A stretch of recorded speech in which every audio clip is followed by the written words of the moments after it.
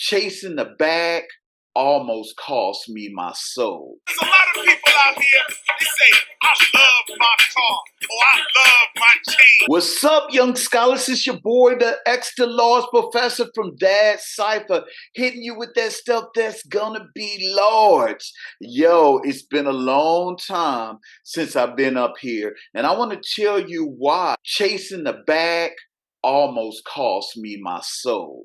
Like many fathers, I suffer from provider strain. And it's really the trauma of when you grow up in poverty and that sort of thing. And even though you make it out of poverty, you still have that trauma of, will you be able to provide for your children? When God was giving me an opportunity to serve my community and feel responsible for the welfare of my own environment, I was under a lot of pressure. It's always a lot of pressure on us as men to provide and that sort of thing, especially if you're a dad. Amidst of providing for my children, first and foremost, I was a student. I was working at Walmart and other like dead end jobs. And then on top of it, yeah, I went through like a divorce that left me in bankruptcy. I mean, I'm talking about sheriffs knocking on the door. I'm talking about getting letters in the mail. And then it just made me feel like a complete failure as a dad.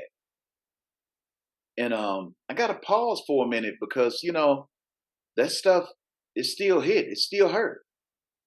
You know, the one thing that the world tells you as a man is that you need to provide, and how what is I mean, it's very hard, you know, when I go back and I think about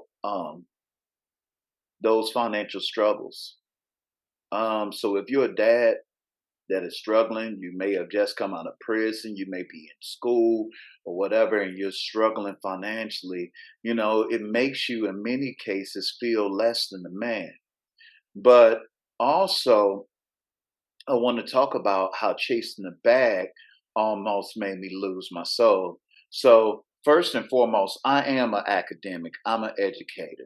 And, one of the things that we as educators, we don't get paid a whole lot of money for the amount of service, the amount of education, and that sort of thing. I love what I do. I love reaching dads, but I'm not gonna lie. Sometimes got caught up in this clout chasing, trying to go ahead and get likes and that sort of thing. But I had a coming to Jesus moment, a really figuratively coming to Jesus moment, where I started realizing that you know the gifts that God has given me, it's about me providing those particular services and not getting so caught up in my own vanity.